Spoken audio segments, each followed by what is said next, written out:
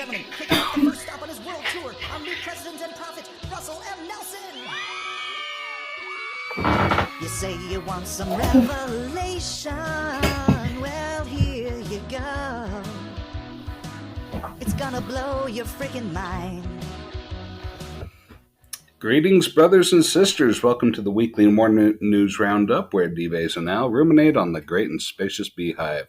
This is the week of October 2nd, 2022, and that means it's General Conference weekend. We've got episode 27 today. Netflix, Sins of Our Mother, episode 3. We're going to follow up on our little mini-series on the third episode, and what a good episode it was. Also in the news, FLDS leader Warren Jeffs is back on trial. J.K. Rowling brings up LDS ire on Twitter. And Warren Jeffs, let's see, we have already mentioned he's going on trial again for the second time. We've also got the October Saturday General Conference highlights and much, much more coming your way. Dives, are we ready to go? Hey, it's a pleasure to be here, Al. Thank you so much for being here. We're going to kick it off right away with our Mormon joke of the week, which is, it's kind of more of a comment, but it's a good thing that the priesthood in the Book of Mormon is not really named, because you don't hear about the Aaronic and Melchizedek priesthood in the Book of Mormon, right, Al? That's right. Right. You only hear about the priesthood, and it's a good thing, because if you named it after Moroni, it'd be the Moronic priesthood, right? I believe that's right. But if people want to know why the priesthood is not mentioned in the Book of Mormon, I've got the answer ready to go. And if you want to drop us, check in with your humble host here, head on over to www.mormonnewsroundup.org or drop us an email to kolob@mormonnewsroundup.org. We'd be happy to talk to you. Now, we've got so much to get through this week, don't we, Al? That's right. So let's get to it. Yeah, so Minerva Teichert's family is suing the LDS Church. This is very surprising to me, because this is an article that dropped on Fox 13 News just in this last week, and they're actually going to trial. This was published on September 26th, because a lawsuit, their family, Minerva Teichert, she's a famous LDS artist, and her family is suing the church and accusing them of taking pictures that don't belong to them. Teichert's paintings were in a Wyoming chapel, and they were supposed to stay there, but instead the church has moved them. And Teichert herself, she died back in 1976. And this is going to federal trial here. This is a bit surprising. Yeah, that one really shocked me too, because I'm not familiar. I'm sure I would be familiar with the work. The name sounds a little familiar, but I'm not sure. Are there any paintings that we would recognize? Absolutely. She does. The BYU Museum of Art owns the complete set of the 42 murals. Probably her most famous painting in my mind is the Esther painting. You will see her paintings in LDS temples and chapels. She's very popular. She is second only to Arnold Freeberg when it comes to the paintings, especially in the Book of Mormon time frame. Yeah. She did a lot of paintings from the 1949 to 1951 time frame.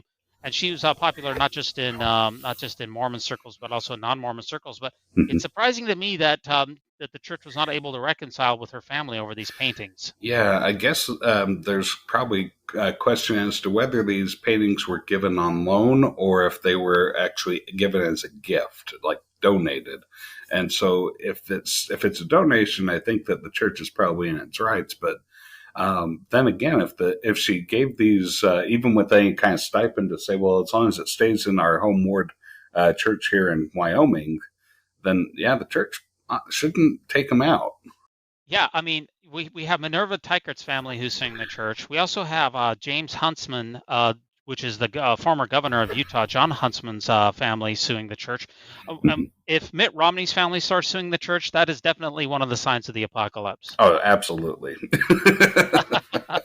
Let's hope it doesn't come to that. For sure. I'm just surprised to see all of these big time families that in times past they used to not see these kind of lawsuits, and they're just becoming more and more common. Yeah, and it's not like the church can just buy them off with some petty cash, right? I mean, these are families that yeah. Yeah, these are the first families of modern Mormonism. And when it comes to the first families of ex-Mormonism, I think of Dustin Lance Black, who was the showrunner for the Under the Banner of Heaven series, which we reviewed in depth, right, Al? Yeah, and he's in the news this week, too. So Dustin Lance Black suffered a head injury.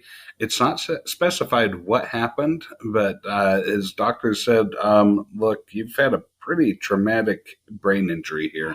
if you're going to get back on top, you're going to have to take a step back and, take a break for a while. So he and his husband went to Greece to recuperate, and he's doing much better now.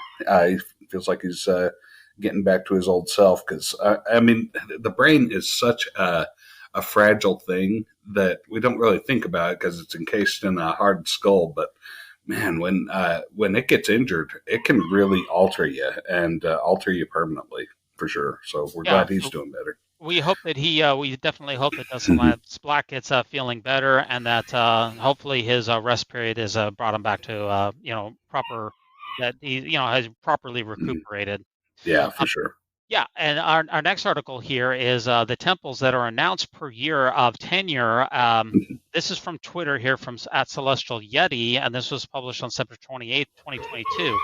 And the temples announced per year of tenure as the president of the church, President Russell M. Nelson has more than double the next highest by Hinckley. So average number of temples announced per year, you have Kimball around 3, Benson around 2 per year, Hunter around 4 per year, Hinckley about 5 per year, Monson around 4 per year. And what is Russell M. Nelson sitting at? Russell M. Nelson, he's like off the charts. I mean, it's kind of like if you go to Dubai and you see the Burj Khalifa. Yeah, that's. I'm sorry, I've got a co-host chiming in here from the backyard. Yeah, we'll get him silenced, but. Let me start again with that. Okay, so it's like if you were to go over to Dubai and look at the Burj Khalifa compared to the rest of the skyscrapers in the city. Yeah, I mean, he's off the charts there. He's over 15 per year. So he's more than 15 per year, and the average of the previous prophets is usually, I would say, around 3 or 4 per year. So he's just an order of magnitude, 400% more. And today is General Conference. I'm sure we're going to hear some more. People are speculating that he might, if he announces 18 more, then we'll be at a nice round number because there's 282 operating temples. So take it up to a 300. Not sure. We'll have to wait and see. It seems to me, if you watch the trend there, Dives, that it really follows the growth of the church. Because let's see, during the reign of President Benson is kind of when it started, and then Howard W. Hunter would have had the residual effects of that. So I was a little surprised that Howard W. Hunter was so high. I was too. Yeah, and then you have Gordon B. Hinckley, which is just another step up from him. So, I mean, it was growth that I would say follows along with the growth rate of the church. And then you have Thomas Monson takes a step back, which also corresponds with the growth of the church. And then Nelson is just, I mean, off the charts. It's kind of ridiculous. I've heard some people, I was listening to some of the other podcasts out there. I heard some people speculate that they say that these temples pay for themselves because when you put in a temple into an area, the church activity rate increases, the number of people going to the temple increases, and thereby the tithing increases. I thought that was an interesting speculation. I don't. What do you think? Do you think there's anything true to be said for that? I think that there is, specifically when you see the ones that get built. I think there was the Redlands down in Southern California, Red Hills. That I'm not sure. They put that one in a wealthy neighborhood. It's a second LA temple, but it's like just for the mucky mucks. But the ones around Utah, I'm sure that they'll see the same kind of growth because seems to be a lot of LDS flocking to Utah lately. So. Yeah, I wondered if there's anything true to that the fast offerings also go up, and if an average temple costs around $60 million, if they really do pay for themselves, then I guess that would be a wise investment from the church from that perspective. Yeah, that's for sure. So probably something to it. Yeah, probably. Now, our next article here is from September 28, 2022. It's FLDS church leader Warren Jeffs back on trial. And I saw this article, and I was like, how can he be back on trial? I thought he was in jail forever, right? Or yeah, exactly. Well, that's just it. He got convicted on, the charge was like accessory to child, to statutory rape, I think it was. because he organized marrying child brides, right? Yeah, facilitation or something like that of child Yeah. rape, accessory to child rape, something along those lines. Yeah. So, but which is a heinous crime, no doubt, but it's not really like death penalty or life sentence worthy. Yeah, So, yeah. yeah, it isn't. So he's set to. Oh, I did not realize before this article came out is that he's actually eligible for parole in 2038. Yeah, and every year that keeps ticking closer and closer, doesn't it? That is absolutely shocking to me. For some reason, I thought that Mm-hmm. he was just going to be put into a dark hole and then forgotten for the rest of his life. But we are only 15 years away from when he's going to be released, potentially. Mm-hmm. And that's why survivor of the Church of the FLDS Church, FLDS, Mm-hmm. Rebecca Musser, who's a former wife of Warren's father, Rulon, has come forward about the abuse that they have suffered. So she's an activist and also an Mm-hmm. author, and she published a book about her time in the FLDS. And is going to be a key witness on his upcoming trial. He's going to be put back on trial so that they might be able to tack on some more time onto the end of his sentence. Yeah, so this is a really good measure that they're taking in order to prevent his release, which I'm sure the faithful that are following him, because he is still running the FLDS Church. Make no mistake about it, he's still in charge, even behind bars. This is a way that the faithful are trying to thwart his release, because the faithful FLDS have been praying fervently that the government would soften its heart and release him from prison. And we certainly don't want that to happen because he's a predator. He most definitely is. This reminds me of back when Ted Bundy, who was also he's also a Mormon, by the way. Mm-hmm. Warren Jeffs would consider himself to be a Mormon, and Ted Bundy was baptized as a member of the Church of Jesus Christ of Latter-day Saints when he came over from Washington, and then he Mm-hmm. was at the University of Utah Law School. He joined the church at that time. He eventually escaped twice, and after he escaped the second time, he went to Florida. And this is like in the 1970s. He committed a couple of horrible murders at a sorority house there. And while they were looking for him, he also committed a murder at an elementary school. Well, they put him on trial for the sorority murders. It was a slam dunk. He was convicted and given the death penalty. But even though he was in prison with the death penalty, no possibility of parole, they tried him again on the death of the elementary school child just to make sure that one of those two would stick, so that in case there's some weird exoneration or somebody recounts their testimony, or in case of I don't know, prosecutorial he wasn't Yeah. represented Mm-hmm. properly, or a technicality, or somebody overturns it. Because he chose to represent himself, right? Yeah, so that way, hey, we're going to make sure, no matter what, that this guy is never going to see the light of day. And it seems like they're trying to do something similar with Warren Jeffs. Yeah, let's give him the old 1-2 punch and seal the deal, because that's something that we don't really hear much about. It. We were talking about that last night. Is we hear about the sorority house murder, but we don't really. Every show or story kind of ends there. They skip right over the girl on the elementary school that got murdered as well. And maybe it's because that's pretty gruesome for him to go after a small child like that. But that was the last nail in the coffin that guaranteed he wasn't getting out. Yeah, you're not going to be able to overturn 2 death penalties, that's for sure. Mm-hmm. And now our next article here, we got a lot to go through here, and this is Mm-hmm. J.K. Rowling. She's in the news for now. This is Mm-hmm. what I titled this as: J.K. Rowling channels Joseph Smith to refute transphobia allegations? Question mark. Yeah, this is quite an interesting one. Yeah, so she tweets out on December Mm-hmm. 29th, 2022. She tweets this out. It's like when Joseph Smith found the golden plates and nobody else was allowed to look at them. What in the world is she talking about, Al?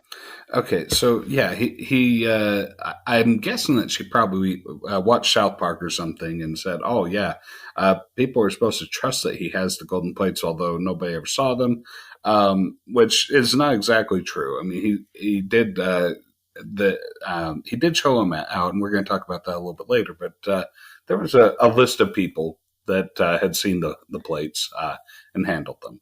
So, but there's some other issues there. Her whole thing is like, well, people are making allegations that I am making transphobic comments, but they don't ever say what those comments were. They can't give me an example, so it's kind of Like Joseph Smith saying, well, trust that the plates are there, even though I'm not showing them to anybody. This is quite a stretch. This is this is It quite is. what this is quite a stretch. This is where your mind goes when Hmm. people say, "Hey, J.K. Rowling, you're transphobic." Your mind then goes to Joseph Smith and the golden plates. Yeah. Now, here's no question about it. J.K. Rowling has a much bigger fan base than there are members of the church. I don't She think has there's any more. question about that. In fact, she has more followers than active members of the church. She has 15 million followers, and that is more than the active Hmm. members of the church. Yeah, and those are just people that are, on online or on social media, right? I mean, how many members does she, or members? Yeah, how many readers does she have? That are fans of the Harry Potter series that aren't on social media following her. So I think it's safe to say that she's got more followers in the LDS Church.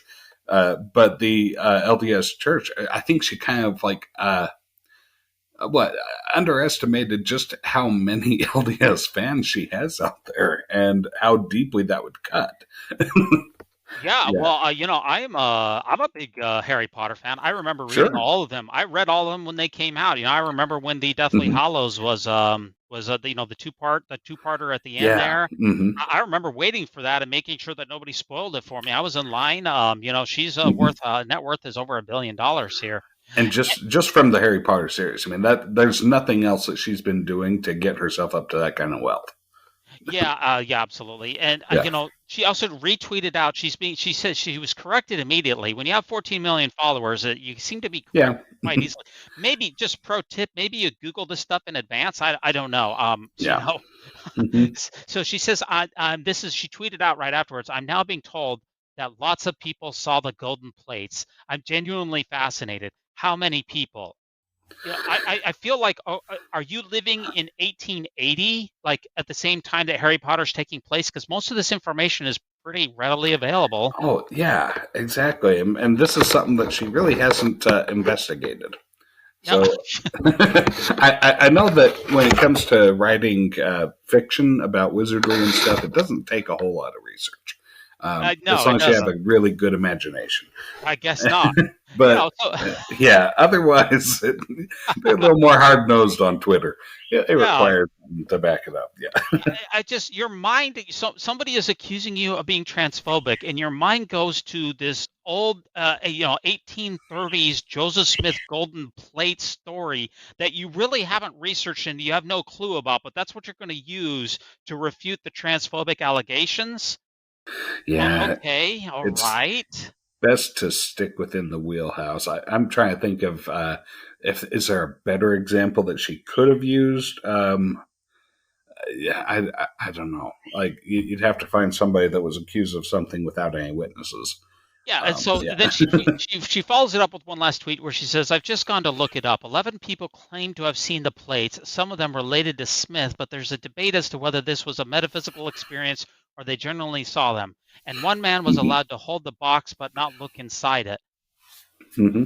Okay, I am confused here. Who is the man that she's referring to that was allowed to hold the box but not look into it? Do you know who she's talking about? Oh, uh, let's see. There was somebody. I don't know off the top of my head, but there is a story from church history where some believer of Joseph Smith was granted this as a privilege. Like, oh, yeah, you can't look at them, or else God will smite you down and you'll be immediately destroyed. But you can at least hold the box that they're in. And Okay, so so, yeah, he thought that was a really special privilege for him. that is not accurate because Joseph Smith had a box fashioned for now the Hmm. original. So let's just break this up. Yeah. There's the cement box, Hmm. the plates that Joseph Smith said that there was the Book of Mormon was Yeah. contained in the Hill Cumorah, 3 miles south of Hmm. Palmyra, and that it was in kind of a cement looking box. Yeah. Now, Hmm. no one other than basically Joseph Smith has seen that cement box. That's true. She could say this about the cement box, and I don't think there would be anybody to refute it. Right, but then Joseph Smith, he had a box fashioned for the plates. He even had Hiram Smith was involved with that. People could see the Hmm. box that it was held into. That was not a problem. So allowed to hold the box. There was plenty of people who saw the box. Lucy Mack Smith put it in her remembrances. This whole thing is totally muddled and confused, and she is just Hmm. way out, way over depth. She has no clue what she's talking about, And I don't know what is you trying to accomplish here, and how does this relate to being transphobic? I don't understand any of this. Well, the transphobic is her claims. Now, when we go further down in the comments or the responses that she gets, yeah, there's a lot of people on Twitter that pointed out, yeah, she has been like supporting this online web store that has like anti-trans merch that they sell, which I'm not sure if that's the sole purpose or the intended purpose of this online store that she supported, but it might have been that she really liked the wizard shaped soaps or something that they were selling as well. Who knows? But that's what the trans community's response is. That, oh no, she's been supporting anti-trans people for a long time. Yeah, and so the church then has because of all this controversy, this was absolutely blowing up Twitter over the week. The church actually made a response to this, and this was by Hannah Syriac, who, by the way, seems to be the go-to truth checker or fact checker for all of these weird claims that she finds out there. And she says, perspective. This is from the Deseret News on September 29th. Perspective. What J.K. Rowling got wrong about Joseph Smith and the gold plates. The Harry Potter author tweeted that Joseph Smith never showed the golden plates to anyone. Here's what the historic record indicates. And even more, so the church is claiming that he showed it possibly to as many as 17 people, not just 11. Yeah. That's that was a really interesting thing for her to point that out. And she goes kind of point by point and goes over each story, the witnesses of the the testimony of the 8 witnesses, testimony of the 3 witnesses, and then all the individual people that were allowed to see the plates as well. So I guess that would be 6 other people besides the original witnesses that people are aware of. Yeah. And at the end of this article, I think this paraphrases it pretty good. They said that Richard Bushman, and according to Richard Bushman, those around Joseph Smith and Joseph Smith himself acted as if he had a set of plates. Yeah, I think that it is beyond any question, that Joseph Smith had some kind of a set of metal plates. Oh, absolutely. One thing that I find a little curious was his brother William Smith's description. He said that the plates were made of a combination of gold and copper. And I found that to be interesting, that he would bring an alloy into it. So we've got, Joseph Smith talking about, making plates. And there's some people that speculate, okay, maybe he had plates made out of tin, but like brass or lead, something that could be easily colored just by mixing in some copper with it, right, and give it a gold luster. They said that the plates, anybody that handled the plates said that, they were as thin as papyri. So like, paper pages, basically. Paper thin pages of plates. One of the people said there was a single ring and a hole punched through the top corner that held all the plates together. Another person said that it was 3 rings on the side. So there's a little bit of discrepancy in the description. But I would say that generally, though, the description is pretty accurate. Most people say they were 6 by 6 by 8. They were weighing around 40 to 60 pounds. They had a yellowish kind of a color. I would say that the descriptions are generally pretty consistent. Joseph Smith, for sure, in my opinion, had a physical set of plates of some sort. There's no so the discrepancies that I mentioned, they're kind of negligible, right? It's not really big deal. No, he had plates for sure. Yeah, definitely. Okay. Anything else on this article that jumps out to you? I mean, this is just one of the most bizarre. This is some really bizarre stuff here. No, I don't really have anything to add. She was she laid it out there. I'll give her that. So well done, Hannah. Yeah, I guess so. This podcast is brought to you by our friends over at Signature Books, www.signaturebooks.com. We invite you to check out their latest book written by Romney Burke, which is entitled Susie Young Gates, Daughter of Mormonism. Brigham Young had over 50 wives and 56 children, but none has better name recognition than daughter Susa Young Gates. She lived from 1856 and died in 1933. Yet she, like so many women of Mormonism's past, has remained a mystery to most church members. In Susa Young Gates, Romney Burke, the author, paints a portrait of a strong woman who rose to prominence within the church, fought for the rights of women throughout the country, yet dealt with personal trials and her share of heartbreak. Now, this brings us to our Mormon News Roundup poll of the week, which is available only on Anchor. If you come over to Anchor, you can take our poll. And this is the question of the poll of the week here. It says, in light of J.K. Rowling's sudden interest in Mormonism, what would be a good title for her next Wizarding World book? Is it number one, Al? Joseph Smith and the Flaming Sword of Fire. Good title.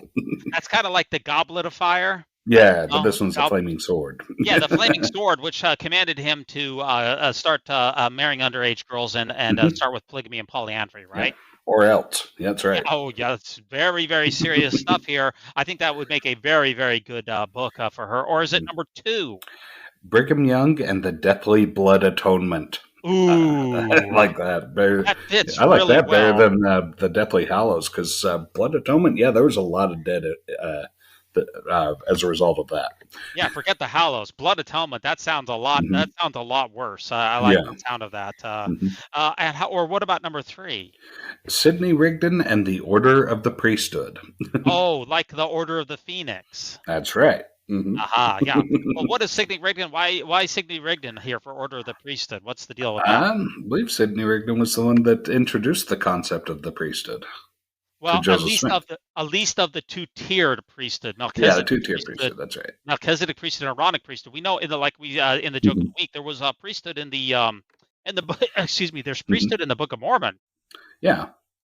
But there's no Melchizedek priesthood. There's no Aaronic priesthood. In fact, in the Book of Mormon, there's no Levitical priesthood either. It's just kind of a general one-size-fits-all kind of priesthood sort of thing. Yeah, exactly. Sidney Rigdon is the one who who influenced Joseph Smith to have a couple of different types of priesthood, and so that's why I thought that Sidney Rigdon and the Order of the Priesthood would be a good book. Or is it number four?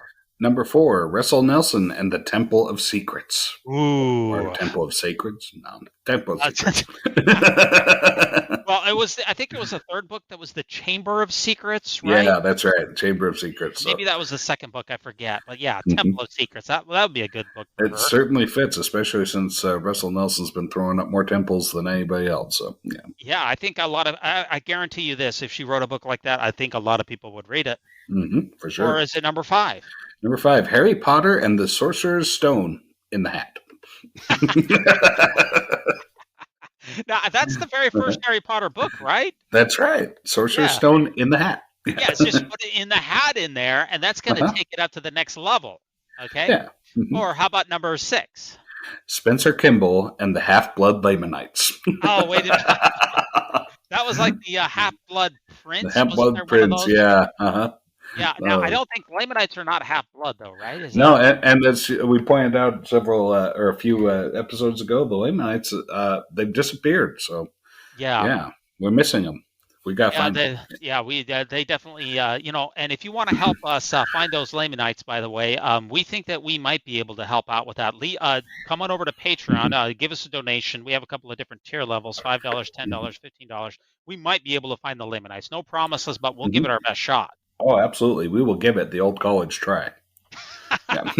Absolutely. Now, okay, so anything else on that poll of the week or J.K. Rowling? I vote for number 6. Spencer. Sorry. Yeah, that's my vote. That's the only thing I have to add. Is, right. Okay. I want to see what happened to those 60 million Lamanites that have disappeared. Well, if she wrote the book, Spencer Kimball and the Half-Blood Lamanites, I bet she could figure it out for us. Isn't that a compelling bit of reading? That would be interesting. Yeah, what happened to an entire group of people that was here during Spencer W. Kimball's time and now today is gone? Vanished. Yeah, amazing. I personally like Harry Potter and the Sorcerer's Stone and the Hat because it's just so close to that seems like a good sequel title. I like that one too. Yeah, I think there's a lot of magic objects. Joseph Smith had the Jupiter Talisman. He had several different seer and peep stones.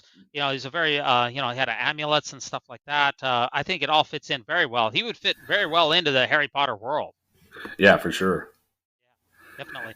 Okay, now moving right along here, we have an article here that was dropped on prri.org, which is one of the biggest research firms out there, and they dropped this was published on September 28th, 2022, and it was it was this subject.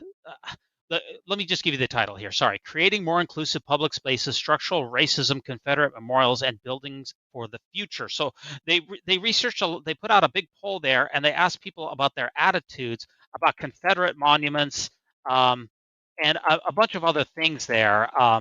And they found out something very interesting when it came to Latter-day Saints, or what I found to be very interesting regarding Latter-day Saints and whether they want to get rid of monuments. And what did they find regarding those monuments there, Al? The Latter-day Saints are the ones that most want to keep the Confederate monuments and any monuments from the past. Say it isn't so. I Wow. can't say it's not so because the LDS, they love their monuments, statues to former leaders, and I don't want to say graven images, but I'm going to throw it out there. Well, yeah. So they asked Protestants, Christians, Jews, Mhm. all Americans, Hispanics, Catholics, mainline Protestants, every evangelicals, and out of all of those Latter-day Saints, when it comes to removing and destroying Confederate monuments and memorials, they are basically on top of saying, you know what, let's keep all those Confederate monuments around, and that was a big Mhm. surprise to me. Yeah, I think that there's a big difference between like keeping history preserved and glorifying the guilty. So when it comes to my own personal beliefs, I think that let's take down the monuments to all these Confederate generals and whatnot, but at the same time, definitely keep them in the history book so that we know what happened. And, you don't even have to mention them by name. You can just mention their deeds. That's what needs to be remembered: is that these guys were bad guys. They were fighting to keep something that's not worth keeping. Yeah, so I mean, they also a very small portion of Latter-day Saints said let's move it to a museum.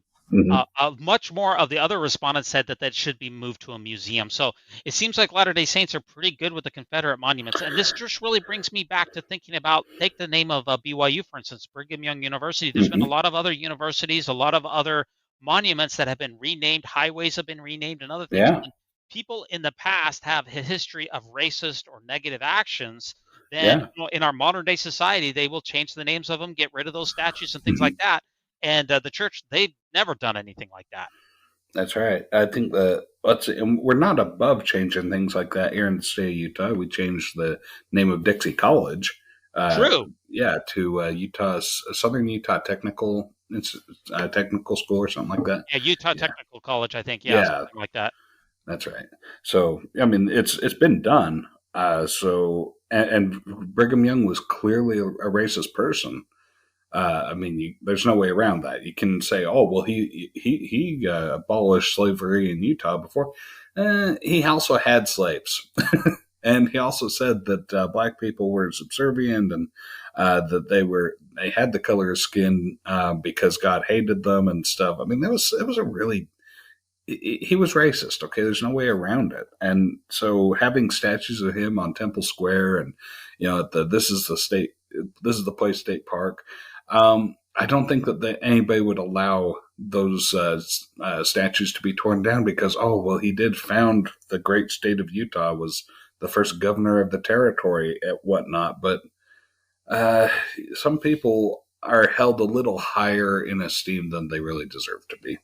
Yeah, when the pioneers came across, it was actually now this is all according to memory serves. In 1847, it was actually Mexican territory at the time. It was not a part of U.S. territory until 1852.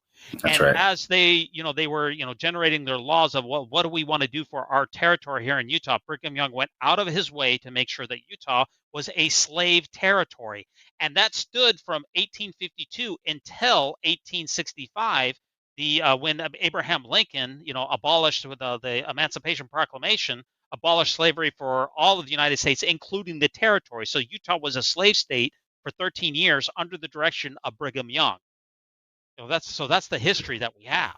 Yeah, and we also reported a couple weeks ago that the first person to actually enter the Salt Lake Valley was Green Flake, the slave owned by the church or owned by Brigham Young, that was part of the scouting party that was supposed to go ahead and scout out the best camp spots for them to spend the night. And so yeah, I mean, this is something that. How come there's no statues to Green Flake? Well, they just recently put one up, so I guess that's a step in the right Yeah, direction. they put those three up there. That this is the place monument there, just Yeah. about maybe about 6 months ago. But if you look at Hmm. this poll, it says the percentage of Latter-day Saints who want to leave these Confederate monuments in place is up to 30%, and that is basically highest among all people except for white evangelical Protestants. Yeah, that's pretty high. Almost 1 in 3 people that are LDS want to keep it. I guess a lot of it has to do with preserving history. I mean, the LDS are very big about preserving history, so that's pretty much the best argument that I can give on their behalf is to say that this is about preserving history. But um, at the same time, there's a lot of racism in the church even today. Yeah, I personally am in favor of dismantling most of these Confederate monuments, taking them out of the public Hmm. sphere, and making sure that there's no tax dollars that are associated with their preservation, and rename. We shouldn't be putting on a pedestal anybody who had racist or negative ideals. We can certainly discuss their history, but they shouldn't be something that we should be emulating. That's just my I opinion about it. I completely agree. Now, this is the most wonderful time of the year, Al, which is what I like to call Hmm. General Conference. I think that's the way Oh, the song goes. I thought you just really liked autumn and Halloween No, and no, stuff. this Okay. is this is General Conference weekend. This is October Hmm. General Conference weekend, and we dropped in Hmm. the show a highlight. This is Saturday's session. And this was actually a really good article here by Tad Welch, who really summarized the Saturday session pretty well. And there's a couple of semi-newsworthy articles that came out of the Saturday session. The first, I think the biggest thing that came out of it was Russell M. Nelson. This was an article that was published on August 1st, 2022 in DeseretNews.com. He said that any kind of abuse is an abomination. Okay, so he said abuse constitutes the influence of the adversary. It is a grievous sin, and he basically says that he mourns, and we all mourn for anyone who's a victim of this kind of a tragedy. How did you Hmm. feel about how President Nelson discussed? This is his first real shot at talking about the AP sex abuse scandal, and it has Hmm. been months. How did you feel about his comment? I think right out of the gates, it's a great stance to take. Like, draw that hard line. Say, yeah, any kind of abuse is an abomination. Let's be clear about that. But from what I understand, it gets a little bit strange after that. Well, what do you mean? What do you mean? Well, from what I understand, that there was a lot of references to Richard G. Scott and saying that when it comes to abuse, the person who suffered the abuse also has a responsibility to take care of themselves and also to not incur the wrath or to provoke the abuse. And that Richard G. Scott had a habit of saying some things like that put the responsibility back on the victim. And how about we just keep the responsibility where it's at on the abuser, not to abuse. Let's not abuse each other as people. Now, I didn't personally catch that from Russell M. Nelson's. I'm going to have to go back and reread it because I did not catch that vibe Hmm. from it. And if that is the case, that is obviously Hmm. wrong. Now, Richard Z. Scott, he did put in some previous General Conference talks, as you're referencing some pretty Hmm. bad stuff there about, people. You may the Lord may prompt you to have a measure of responsibility in your own abuse. Yeah, and just to clarify, Divas, I wasn't speaking about Russell M. Nelson's stock specifically. Like I said, I really encouraged like what I was off to a great start. Really, I Oh, didn't okay. actually listen to conference this year, but I did do a little bit of the reading and the follow up on it. So it seemed like there was other people that followed after that. Oh, I Yeah, didn't catch that. I didn't catch that. sorry. I thought that President Nelson's comments were spot on. I thought that they Yeah. were very Hmm. good. I thought Hmm. that they were, in fact, I would give him a total rounding endorsement. Nice work, nice job, except for Yep. a couple of Hmm. things. Number one, it's okay to make an apology and say, you know what, we had leaders of the church, in this case, a couple of bishops and or people who are lawyers or whoever, who we thought could have done a better job, or Yeah, we want to apologize to the victims. Our heart goes out to them. I'm making this my personal mission to. I've met with the families, or I've invited the families to Salt Lake. I want to meet. I've met with them, and I've apologized to them. And we're gonna. We've had the following things that could be put into place that are going to prevent this from happening in the future. It's nice to say that there's no tolerance in the church for this, but there's also concrete steps that could and should be taken. exactly. There's things that, yeah, just to say, well, we condemn it, that doesn't really do much until you actually put something in place to condemn it.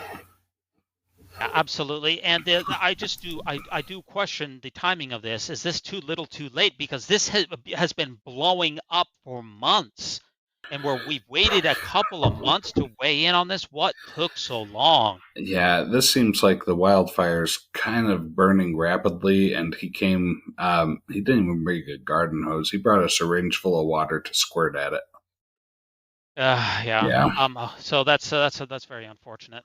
Now the next thing that came out of this, there's a couple things that came out of the Saturday session. What actually, I think three things that I found in particular that are worthy of mentioning. Number two is the strength of the youth pamphlet has been given a serious upgrade and has been updated and, in my opinion, upgraded. So if you read, everyone is dissecting over the strength of the youth pamphlet since they released it on the church website at the same time. So hey, guess what? On those prohibitions for tattoos and extra piercings, guess what, Al? You're good to go for those extra piercings that you got. No problem now. Oh, good, because I couldn't wait to get my elbows pierced a third time. Yeah. They didn't say anything about piercing your elbows. That Just is, saying. It was yeah, just that the is ears. true. Yeah. Yeah, that is true. Yeah, and there's tattoos. There's no more prohibition on tattoos either. Uh-huh. Yeah. So, now that little bit of engine grease that's permanently stuck under the layer of skin on my thumb, that's okay now. Yeah. Very nice. And also, hey, all of these I think are a great step forward. And the condemnation of bare shoulders and bare midriffs, they took that out as well. Are we going to have to retire the term porn shoulders now, Al? Or Let's hope so, because, shoulders are not porn. no, they're not. And I don't think that we should be doing a lot of body shaming around these things. And most of that has been really upgraded, which I think is a really great step. And also the ban on passionate kissing is no longer there. Mm-hmm. Wow. This is going to be interesting. Whoa, we're taking, normally there's baby steps forward, but we're seeing some giant steps forward here. Yeah, I'm curious to see, because I hope that there will be a lot more sex education around the state of Utah and teaching about preventative measures and condom use. I doubt it, but hey, we need more babies, so okay. Well, I hope that sex education is going to be brought to us by Brad Wilcox, right? Yeah, he's supposed to be the one out there doing it, right? Yeah, he's the point. He's the point man. He's yeah, the point man. he is. Yeah, he is. Okay. Or also from the Strength of the Youth pamphlet, they got rid of the shaming for those with same-sex attraction. They really watered down the verbiage for that. We don't have time to get into all of the actual details. We're just giving you the one over here. Wow. Yeah, that's a big step forward. Yeah, they said that they just continue to, I think, really make steps forward. And the biggest one, this is the biggest one, Al, is that they removed in the Strength of the Youth the discussion about masturbation altogether now. And people are asking the question, is masturbation okay now? And let me tell you, this is the answer to many, many prayers of certain individuals over the centuries. Oh, for sure. This is something that's huge. I mean, this is something where I think a lot of people from former generations are going to be like, "What?" Well, they didn't give it 100% green light, but they just took out the prohibition against it. Mm-hmm. Baby steps here, right? Baby steps. Baby steps. Yep. Now, the church has come a long way since I actually reviewed before this. I saw the 1965 Strength of the Youth edition, which is I believe the first year. And some of the stuff in there is just going to roll it's just crazy. What girls should be wearing dresses. Boys should not be wearing tight pants. Girls girls shouldn't be going out in public with the curlers in their hair. I mean, just down to the minutia of the 1960s. Typical women should have should present a feminine appearance. Men should present a masculine appearance. So we're seeing a series every single year. It's just, it's getting better and better. Yeah, which makes me wonder. Okay, so if we're at what point are we governing ourselves by outdated fashion advice? Because I mean, what are we supposed to say? Make sure that you don't buckle your knickerbockers below the knee, or Or the come music on, man. guys. Yeah, exactly. Yeah, Yeah, they finally took those knickerbocker the prohibition against the yeah. knickerbockers. They finally took that out. Okay, Uh-huh. that's funny. And the third thing that I only think that there's three things that are worth mentioning, and that's from like what is that? It was 5.5 hours because the first two sessions were 2 hours, and then the bonus session was only 90 minutes. So in 5 hours, we've Oh, got three items of news, and the last one is Sister Tracy Y. Browning became the first Black woman to speak at General Conference. And Al, hmm. this only took 200 years. Yeah, only 200. So yeah, progress. I guess. Yeah, so I guess it'll be another 200 years for a gay, somebody who's gay to give an address.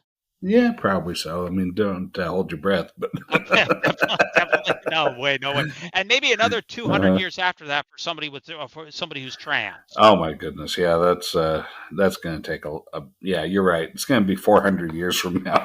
Yeah, so with these kind of long horizon timelines, Al, this Uh, really is an eternal church. yeah, hmm, but they're in here for the long haul, folks. Yeah, So yeah, don't hold your breath is right.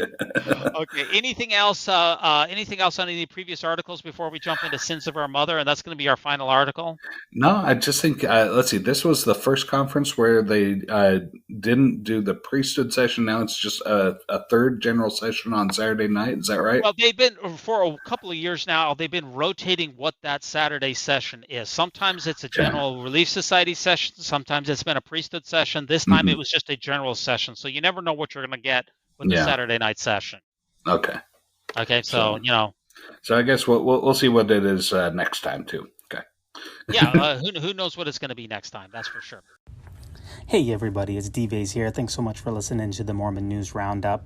If you haven't heard about Anchor by Spotify, it's the easiest way to make a podcast with everything you need all in one place. Allow me to explain. Anchor has the tools that allow you to record and edit your podcast right from your phone or computer. When hosting on Anchor, you can distribute your podcast on listening platforms like Spotify, Apple Podcasts, and more. It's everything that you need to make a podcast all in one place. And best of all, Anchor is totally free. So download the Anchor app or go to anchor.fm to get started. Okay, Yep. so this is our final episode of Sins of Our Mother, Hmm. episode 3. You want to start? Yeah. You want to walk us Okay. through that just a little bit, Al? Yeah. So we start with Lori has been put in jail, and Oh, because she had at the end of the last episode, her brother died, and she had 7 days to produce her children and prove to everybody that they were in fact alive and well. She did not do it, so she got jailed. And ouch. yeah, Yeah, in um, fact, and it showed Lori and Chad. This is during all this time frame. They're sitting there, they're dancing on the beach in Hawaii, and this is yeah. right after Chad's wife Tammy. Just after she died, they're dancing on the beach in Hawaii like it's no big deal. Exactly. These two they're just so in love, and his wife is, Oh, not even cold yet. oh my Uh, gosh. my goodness. Yeah. So it's real disgusting. And Um, I find it very remarkable that Lori and Chad, they weren't married in the temple because during this entire time frame, they both had temple recommends and were visiting the temple often, but they didn't get married in yeah. Laie. They got married on the beach. No, they got married in Kauai, which was her Hawaii home, which is the next island up from Oahu. In fact, you can sometimes from Laie, well, I guess not from Laie, but further up the road, you can see Kauai, the island from Oahu, on a clear day. Well, that just goes to show me, Al, that just goes to show me that what happens when you don't get married in the temple? Nothing Mhm. good. Nothing. Exactly. Yeah. My dad was right. Yeah. Now that's right. So yeah, Yeah. so we're here. We're in Hawaii with Lori and Chad. They're dancing. They're just having a great time based on the fact that he cashed in his wife's $430,000 life insurance policy. They're set Uh, for a long time, right? yeah, exactly. Not to mention that Lori, she does get 4,000 a month from her previous husband's Social Security. So I mean, between her income and his windfall, they're going to be okay. And right now, though, when we're opening up the scene a couple of minutes into episode 3, there's no trace of the kids. Yeah. Riley and JJ are gone, and Yeah. Alex and Charles, they're dead. So we got two dead we got Charles, Alex, and Yeah. Tammy dead, Yeah. and 2 missing children. So the body count here it could be a potential of 5 people. Yeah. And it gets, it gets even more weird as we go along. And, the whole time, Lori's mother's just kind of sitting there like, oh, well, I want to give my daughter the benefit of the doubt, but we're not sure what happened. Like, oh, come on, lady. Oh man, that's Yeah. Janet. You're talking about Janice Cox, right? Yeah, that's the one. She's something else. I'll tell you what. Now we know that the Deseret News took issue with Janice Cox in particular, right? Oh, for sure. That Yeah. last week. hmm Yeah, that's right. Because Janice never mentions her firstborn, Lori's older sister. That's absolutely shocking to me, Al. Yeah. Absolutely shocking. And like I said, once again, if they're going to make a big deal out of that, there needs to be some allegations. Are we alleging that Lori put a hit out on her sister? Was she a previous victim? Is there more than 4 people dead? Or how many people? Because they did make the allegation in the documentary that Alex had taken a shot at Lori's niece's ex-husband. So there's body count on this miniseries. It's hard to keep it all straight. How many people are either dying or missing? So she's not able to produce. She's was given an order, hey, produce your kids or go to jail, and she's not able to produce them. So she ends up going to jail. She's in, I believe it's Idaho, right? And she's in the bail That's hearing. right. Yeah, so they annexed her from Hawaii back to Idaho, and that's where she's in jail. In the local, let's see, I can't remember what county it is, but up where Rexburg is, that county. But Chad's out of Chad. Hey, he has not been arrested. It's not Chad's kids. Yeah, he's there in the courtroom behind her, offering support, but he's not. There's no allegations against him. No, there's nothing against him. They have nothing on him so far. And what I find remarkable is, okay, so let me get this straight. Your children have been missing for months. Mm-hmm. Okay, the entire world, they are combing. There's people praying for it. There's people saying, help find these kids. And she has not lifted one finger in aiding of the search for her children whatsoever. Mm-hmm. Yeah, this is bizarre. Okay. Like this, and everyone. Well, every step of the way. Why would she aid in the search? Because she knows where they are. She said, yeah, they're safe and they're happy. She never once says that they're alive, but she says they're all safe and happy. That's right. And I didn't get that in the first 2 episodes. She kept saying the children are safe, the children are happy, and I didn't get the fact that she never actually mentions that they're still breathing oxygen. Yeah, she never says, oh, they're alive and well. No. Yeah. So I guess they're happy in the spirit world, or yeah, they're safe exactly. God. And when you watch the way that her mind works and the way that Chad Daybell's minds are working, that they've got these spiritual gifts where they're able to see things from beyond the veil and everything. You gotta be real careful with people that have spiritual gifts or claim to have those spiritual gifts, because they can go off the deep end and get kind of wacky. They can. And she didn't get her bail granted. I believe, I'm almost certain she didn't get her bail granted. That's right. Right? She didn't get out. No, they said, we're not playing this game with you anymore. Yeah. They said, we're not going to play this game with you. You produce those kids or there's no bail.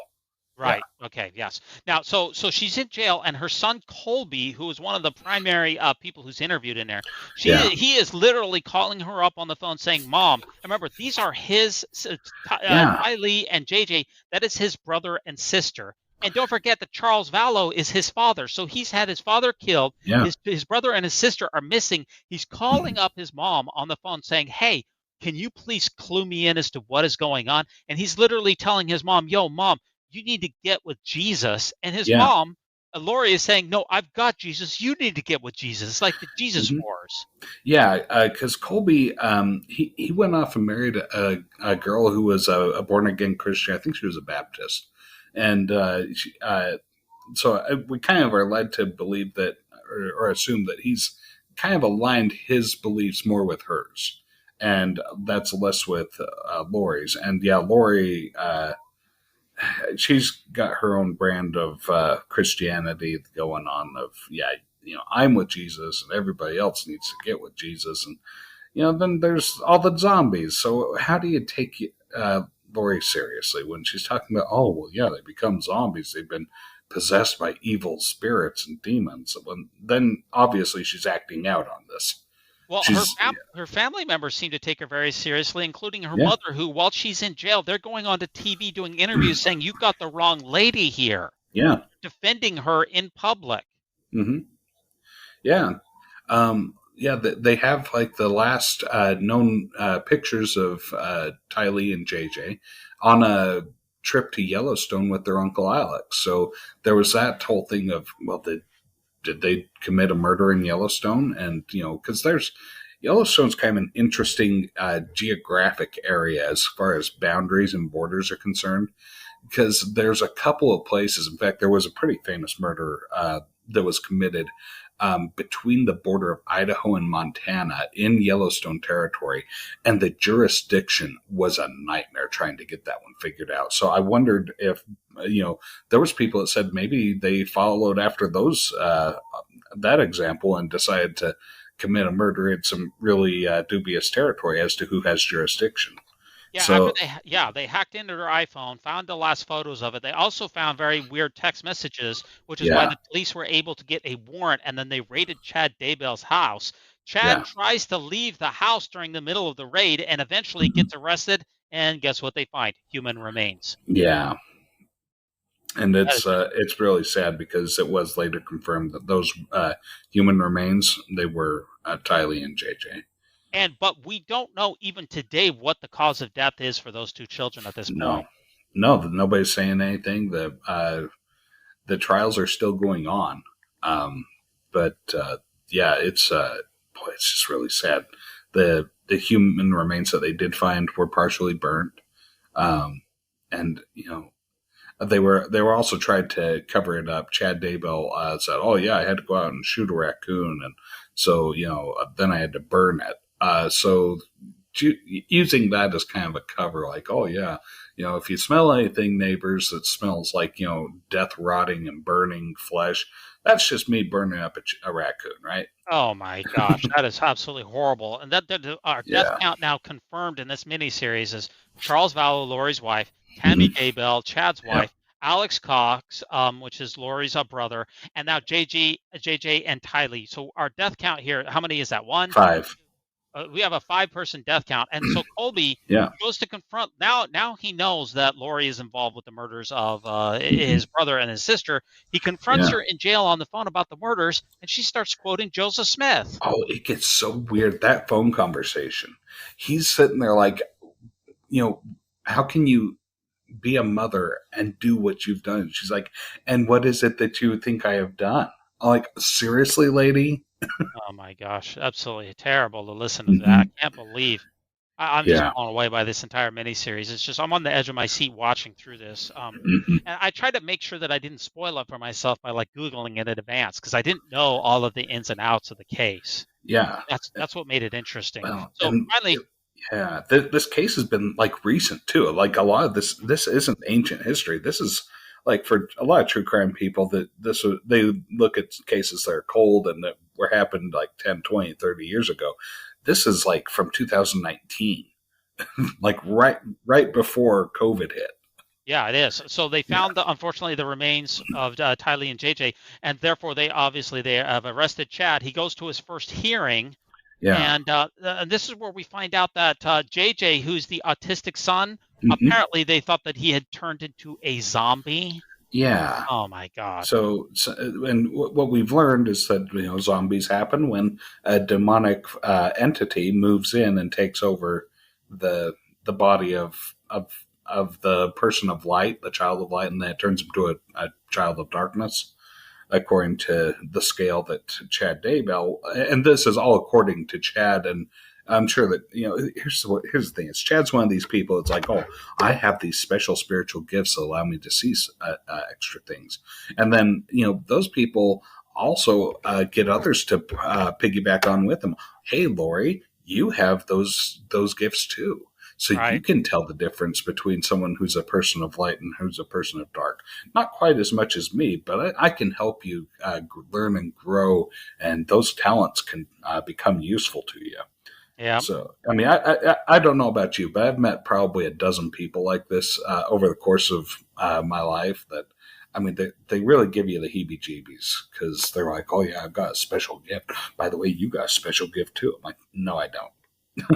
Well, I'm glad that I haven't met any of these type of people Yeah. because I don't want to meet any of these Yeah. type of people. What breaks my heart the most is the amount of man hours that were wasted in looking for the children when Chad and Lori knew all where they were all along. You have all these deputies, you have all of these FBI, everyone else combing everywhere, looking around, Mhm. and you could have just wasted all that time and money when that could have been Yeah, used to find real children. for sure. This is something that, I mean, this is beyond murder. This is trying desperately to cover it up and to hide it. Like, yeah. So I think there should be no quarter given in this trial. That they ought to just go after her with everything they can, and just throw the dang book at her. This is ridiculous. Yeah, the saddest part also for me was when they hacked into her iPhone account, found the Hmm. picture of JJ, which was apparently the night before he died, and he's in his red pajamas. And when Yeah, they uncover the remains in Chad Daybell's backyard, he's still in those same red pajamas. That yeah, is just absolutely horrible. exactly. And this is why she's gotten the nickname as the Doomsday Mom. Hmm. And her mental competency is greatly in question because Hmm. she doesn't. Look, I'm gonna have to agree to disagree with you on this, Al, because I Hmm. think that I do wonder if Lori is mentally sane because I don't think. See, she thinks that people. She legitimately thinks that people are turning into zombies and that Hmm. they're no longer human. For me, that is a person who does not know the difference between right and wrong. Well, I Well, question as to whether she's mentally sane. so that's a good point that you bring up, and something that I really should have brought up in the last episode, because this is something that you see in the second episode. Is she can turn it on and turn it off? Can an insane person uh, turn it on and turn it off the way that she did when the police were interrogating her about the death of Charles Vallow? Because they dragged her in there and she was a completely perfectly normal human being. So, she's like, oh, yeah, they say that I, believe some wacky, crazy stuff, but she's like, no, that's not true. I'm not a wacko. But then on the other hand, she really does sincerely believe this stuff because she talks about it on her podcast. She talks about it in her personal correspondence. And yet it seems like when she needs to talk to the police, then she can just turn on, oh, I'm the perfectly normal, sane soccer mom that, drives my kids to school and stuff. She has that ability to go back and forth. And so I could say, well, maybe there's obviously something wrong upstairs. Is she completely insane? I don't know, because I think she really believes that because of who she is, that she had the ability to murder people, and it was justified just as much as like Nephi slaying Laban. Yeah, well, I'm just glad that they've both been indicted now. Lori, Chad, they're Yeah. all indicted. In fact, Chad, he's also not only has he been indicted and arrested for the children's disappearance since they found the remains in his own backyard, he's also now been charged for his wife's Tammy's death. Yeah, And as he should be. Yeah. hopefully justice is served. Now the children, Lori's surviving children, including Colby, they held a Hmm. really touching memorial on Kauai in Hawaii because that Yeah. used to be kind of like a sacred family vacation and spot for them to go Hmm. to. Yeah. And Colby, he said that this I found this very interesting. He said that quote, "My biggest fear is that my mom's story becomes our family story." End quote. Do you think that there is any chance to change this family story other than being the Doomsday Mom and Lori, the psychopath? No, at this point, I think that Colby's going to have to. I think the best that he can hope is that his family will be just seen as another family. Um, I'm afraid that this is like this. His mom's story is such a big story because of how horrific it is. I can understand why he's saying that where he's coming from for sure. I'm completely empathetic with him. I really wish that there was a way to have his family story become somehow bigger than the biggest villain in it, which is his mom.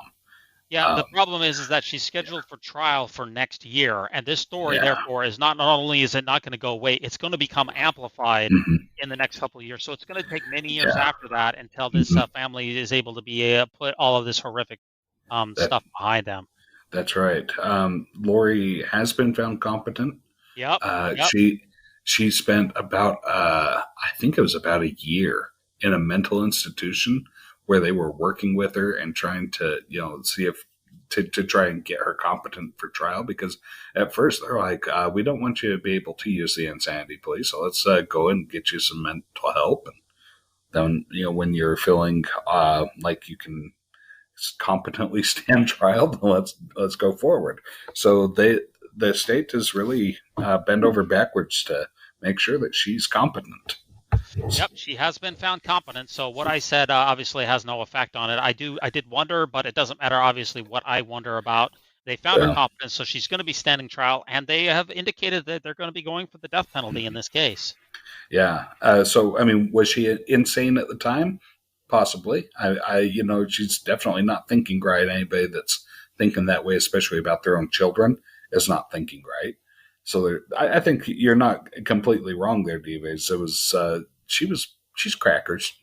It's messed up, but yeah. Yeah, and that does bring us to our Mormon News Roundup question of the week, and that is available on Anchor, and that's an open-ended question. And it says, what can Latter-day Saints learn from the misguided and tragic lives of Lori Vallow and Chad Daybell? So if you want to interact with us, come on over to Anchor, and you can interact with us there. Yeah, you can also on Anchor leave us a voicemail, and we'd be happy to play it on air if we can on our next show. We are available on. You can find us on Twitter. We also upload all of our episodes onto YouTube. So please drop us a like, drop us a subscription, drop us a 5-star review, leave us a comment wherever it is that you find this podcast. Now, Al, next week you're going to be out of town, right? I am. My wife and I are taking a little vacation up into the Sawtooth Mountains of Idaho, so it's going to be real pretty up there. Wow, that is fantastic. I wish you the very best for next week. And luckily, I was able to find a guest host to fill in for you. And this is, in fact, Al, we've got some world-renowned guest hosts on deck here for this podcast coming up. So next week, while you're out, we're going to have David Kirkenbauer filling in for you. And he's also known as the Mormon Renegade. Oh, wow.